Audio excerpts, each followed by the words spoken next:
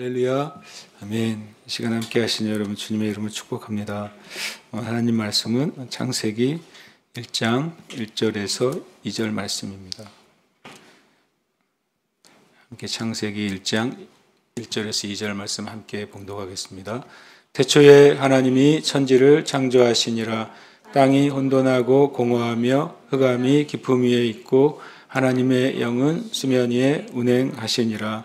아멘. 저희가 이제 2019년을 제가 기억하는데 그때 이제 새벽 예배 때 이 창세기 1장 1절, 2절 나눴던 것 같습니다. 그리고 이제 6년 지나서 다시 이제 창세기로 돌아와가지고 그래서 6년 만에 다시 창세기를 새벽 예배를 기준으로 다시 만나게 되고 또 이 말씀이 저와 여러분에게 또 다시 주님 앞에 더 나아가게 되는 또 말씀의 시간이 되시기를 축복합니다. 태초에 하나님이 천지를 창조하시니라. 이 실은 모든 이 땅에 존재하는 어떤 신앙이나 종교나 또 어떤 기준이라고 하는 것 중에 유일한 기준이죠. 태초에 하나님이 천지를 창조하셨다고 하는 이 기준입니다. 그리고 선언이고 선포인 것이죠. 한글 성경은 이제 4개 어떻게 보면 단어죠. 태초에 하나님이 천지를 창조하시니라. 우리가 아는 것처럼 이제 원래 원어의 이제 성경은 7개의 단어로 되어 있습니다. 히브리어는 오른쪽부터 읽게 되니까 베레시트, 바라, 엘로임, 에트, 하, 샤마임, 웻, 웨트, 하, 아레츠 이렇게 되어 있습니다. 그러니까 태초에부터 시작이 되는 거죠. 이 베레시트라는 단어가 원래는 창세기의 원래 이제 책 이름입니다. 그런데 이제 그것이 70인역으로 히브리어 성경을 헬라어 성경으로 올린 70인역의 첫 번째 단어가 이제 게네시스라고 되어 있습니다. 그러니까 이제 헬라어로는 게네시스가 태초이죠. 그래서 이제 게네시스에서 영어로 옮겨지면서 그게 제네시스가 되고 그것이 우리가 이제 태초에라는 창세기라는 책이 한글 성경은 창세기가 된 것이죠. 태초로 시작된 성경 말씀이죠. 그리고 그것이 나중에 주님의 예수 그리스도의 은혜가 너희 모든 사람에게 있을지어다 라고 하는 계시록 22장 21절로 이제 성경이 이렇게 마무리가 됩니다. 이 7단어 창세기 1장 1절의 7단어는 보이는 세계의 모든 존재하는 것이 시작된 단어입니다. 창세기 1장 1절은 하나님의 처음을 말하는 것이 아니라 이 세계의 처음을 말하고 있습니다. 실은 창세기 1장 1절 이전에 하나님은 영원부터 존재하신 분이시기 때문에 창세기 1장 1절이 가능하죠. 그리고 또 어떤 면에서는 창세기 1장 1절이 존재하기 전에 천사들과 보이지 않는 세계는 존재했다고 성경은 말합니다. 왜냐하면 욥기에 보면 하나님이 세상을 지으실 때에 하나님의 아들들이 함께 기뻐했다라고 되어 있습니다. 하나님이 세상을 지으실 때 하나님의 아들들이 있었다. 그 하나님의 아들들은 실은 천사들로 되어 있습니다. 언어에는. 그러니까 하나님이 세상을 창조하실 때 천사들이 기뻐했다. 그 말은 이 창세기 1장 1절의 이전에 보이지 않는 천사들이 존재했다는 사실을 알 수 있고 또 잠언에서는 하나님이 세상을 지으실 때 하나님의 지혜로 지으셨다. 바로 예수 그리스도로 말미암아 말씀으로 지으셨다고 말씀하고 있기 때문에 창세기 1장 1절은 보이지 않는 세계는 포함하지 않습니다. 보이지 않는 세계, 하나님의 보좌 주변에 있던 모든 이제 계시록에 나오는 어찌 보면 이제 내 생물, 24장로, 수많은 천군과 천사들이 있는 상태에서 창세기 1장 1절이 시작됐다고 볼 수 있는 말씀이죠. 그래서 이것이 이제 보이는 모든 세계의 모든 존재하는 것들의 시작이 됩니다. 보이는 존재들은 육적인 감각으로 우리가 볼 수 있는 것이죠. 보이지 않는 세계는 육의 감각으로는 인지할 수 없지만 영의 감각으로는 우리가 이제 그것을 경험하고 알게 됩니다. 또 창세기 1장 1절은 모든 우리의 신앙과 또 기독교 신학의 기반이며 기준입니다. 만약에 기독교 신앙이라고 말하는데 창세기 1장 1절에 대해서 이 7단어를 그대로 받아들이지 않는 신앙이다. 그것은 기독교 신앙이 아닌 것입니다. 그것이 어떤 신학이라 할지라도 이 창세기 1장 1절 히브리어의 7단어를 그대로 받아들이거나 믿지 않는 신학이라면 그것은 기독교 신학도 아닌 것이죠. 그래서 모든 기독교 신앙과 신학의 기반이면서 기준이에요.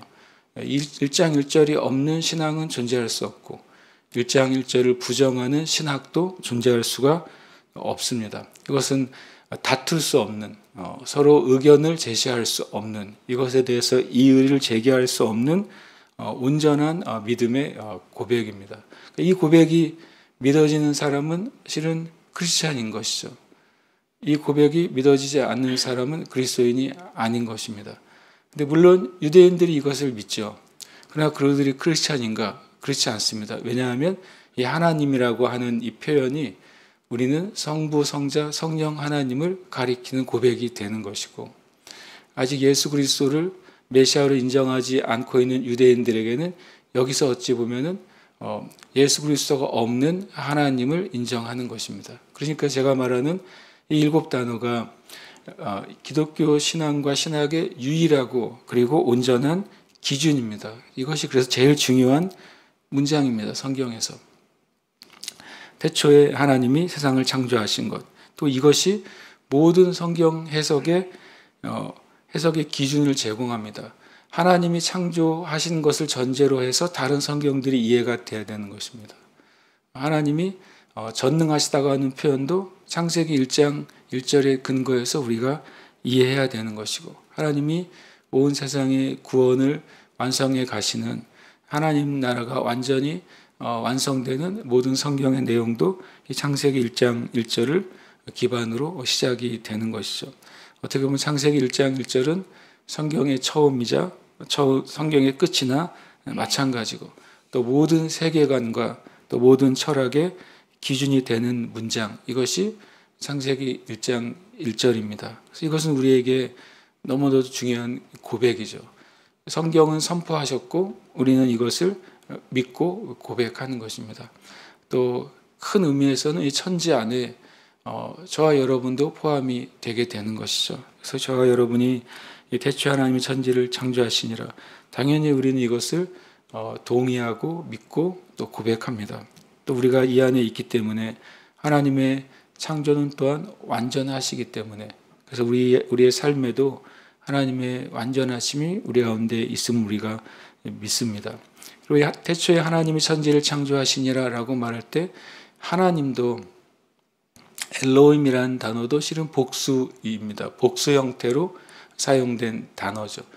복수 형태인데 쓰여질 때는 단수로 쓰여지는 특별한 단어이죠. 성부, 성자, 성령 하나님이 바로 삼위이시면서 한 분이신 것을 이 말씀에서 우리가 또 깨닫게 됩니다.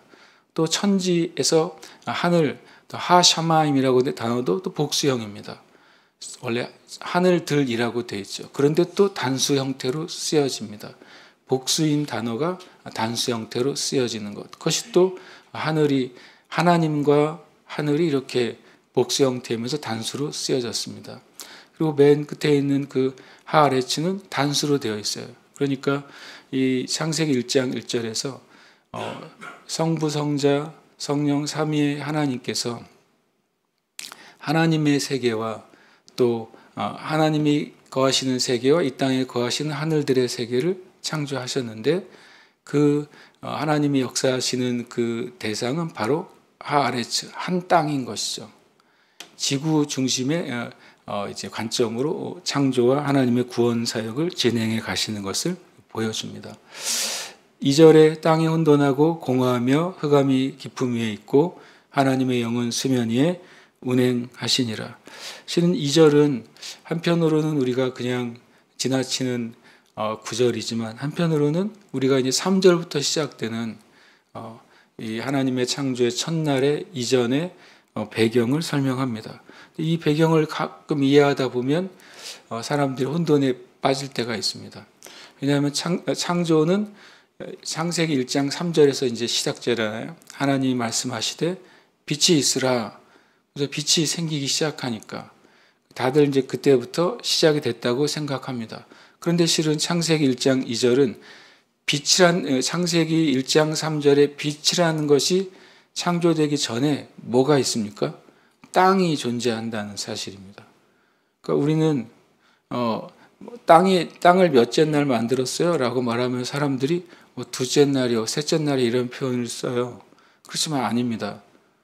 창세기 1장 3절 빛이 있으라 하시기 전에 여기 땅이라는 단어가 존재하고 더 놀랍게도 물이라는 단어가 존재하잖아요. 그렇죠? 그러니까 성경에서 땅과 물이 창조된 것은 창세기 1장 1절과 2절에 이미 등장하고, 그러면 첫째 날, 둘째 날, 셋째 날에는 창조하지 않으셨어요. 보시면 나누셨어요.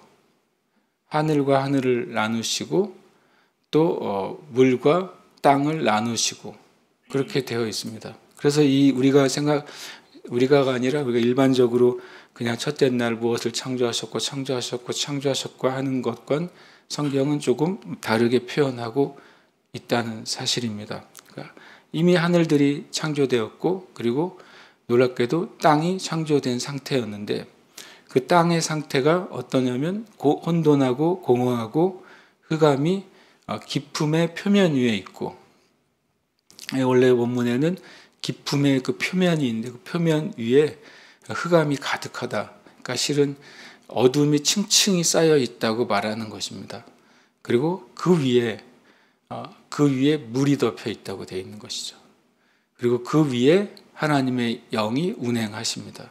이게 창세기 1장 2절에 우리가 이해하는 창조의 이전의 상태입니다. 그러니까 분명히 창세기 1장 1절은 창조를 선언했는데 1장 3절에서 다시 어떤 새로운 창조가 시작되고 있다는 사실을 말합니다. 그래서 학자들에게도 크게 두 가지 의견이 있습니다. 하나는 창세기 1장 1절은 창세기 1장 2절부터 시작해가지고 1장 31절까지 전체를 포함하는 대주제를 선포한 것이다 라고 말하는 학자들이 있는 반면, 반대로 창세기 1장 1절이 하나님이 천지를 그냥 그대로 창조하신 상태이고, 창세기 1장 2절과 1장 1절 사이에 어떤 일이 일어났을 수 있다. 그리고 그것이 혼돈된 상황에서 다시 하나님이 세상을 질서를 잡아가시는 과정이 창세기 1장 3절이다 라고 설명한 학자들도 있습니다. 어쨌든 성경은 우리에게 과학을 설명해 주는 책은 아닙니다. 성경은 어떤 우리가 우리의 지성과 인지로 이해하는 사실을 설명해 주는 책이 아니라, 성경은 하나님의 근본과 목적인 진리를 설명해 주는 책입니다. 실은 사실보다 진리가 더 위에 있는 것이죠. 그래서 때로는 진리의 성경을 인간이 지성적으로 인식하고 설명할 수 있는 사실로만 보려고 하니까 성경이 사람의 생각과 맞지 않는 것이 생깁니다. 그러나 하나님 자체가, 하나님이라신 분 자체가 사실의 존재가 아니라 영원하신 유일한 진리이신 하나님이신 것입니다. 그래서 우리가 성경을 볼 때 우리가 이게 사실에 맞아 안 맞아, 그 말은 사람의 인지로 이해할 수 있어 없어, 이런 기준으로 성경을 보게 되면 믿음으로 성경을 볼 수가 없게 됩니다. 그러나 이것이 살아계신 하나님, 전능하신 하나님, 영원부터 영원까지 존재하시는 그 하나님의 진리라고 성경을 우리가 보게 될 때 하나님의 모든 말씀은 살아있는 하나님의 말씀이 되는 줄 믿습니다. 그리고 창세기 1장 1절에 그 하나님이 단어 자체는 복수인데 문장에서는 단수로 쓰여졌다고 말씀하시는 것처럼 여기에는 성부, 성자, 성령 하나님의 창조가 실은 창세기 1장 1절에서 3절에 나오는 것이죠. 그냥 성부 하나님이라고 이해할 때 창세기 1장 1절은 성부 하나님으로 첫 번째 이해할 수 있습니다. 그리고 1장 2절에 하나님의 영은 바로 성령 하나님으로 우리가 그대로 이해할 수 있습니다. 창세기 1장 3절에 하나님이 말씀하셨습니다. 그 말씀이 바로 요한복음 1장에 보면 예수 그리스도이십니다. 그래서 창세기 1장 1절과 2절과 3절은 성부, 성자, 성령 하나님의 창조를 우리에게 보여주는 말씀이 되는 것입니다.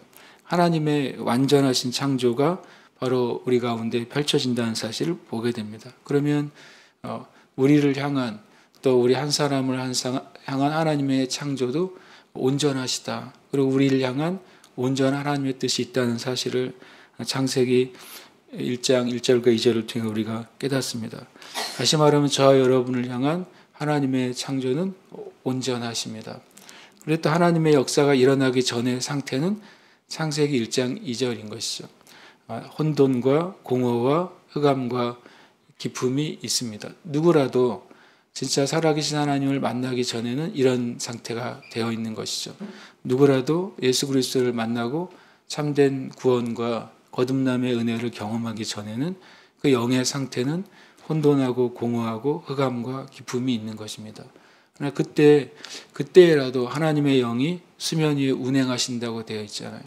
이 운행이라는 표현이 두 가지 뜻으로 쓰여집니다. 요즘 현대에는 바로 암탉이 닭을 품고 있는 것이 원래 운행이라는 단어의 첫 번째 의미이고, 두 번째 의미는 마치 헬리콥터가 한 지점을 놓고 계속 하늘에 떠 있는 상태, 지켜보는 상태가 바로 운행이라는 단어입니다. 그래서 이제 호버링이라고 영어로는 표현하는데, 결국에는 이 혼돈과 공허와 흑암과 기품이 가득한 이 세상을 하나님의 영이 품고 계시고, 마치 암탉이 닭을 이리저리 품다가 닭이 부화되듯이 이 혼돈 가운데 있었던 그 상태가 하나님의 빛이 임함으로 시작해서 질서가 잡히고 온전한 세상의 모습이 완성되는 것을 우리가 볼 수 있습니다. 그리고 영적으로도 우리가 주님을 만나기 전에는 많은 무질서와 혼란이 우리를 다스리지만, 그러나 하나님을 만날 때 그때까지도 성령께서 모든 사람들에게 구원 얻을 수 있는 기회와 은혜를 주시는 하나님이라는 사실을 창세기 1장 2절은 또 우리로 깨닫게 합니다. 저 여러분이 이미 우리가 예수 그리스도를 알고 구원받은 자로서 창세기 1장 1절과 2절에 우리가 믿음으로 감사하고 고백하고 찬양하고 전하는 삶으로 우리가 부름받은 줄 믿습니다. 오늘도 우리를 온전하게 창조하시고 또 온전한 구원의 상태로 이끄신 하나님께 진실한 감사와 찬양의 삶으로 드리시기를 축복합니다. 함께 이 시간 합심해서 기도하겠습니다. 하나님께서 온 세상과 나를 창조하시고 구원하신 은혜를 감사하며 찬양하며 전하는 삶으로 살아가게 하소서. 함께 기도하겠습니다.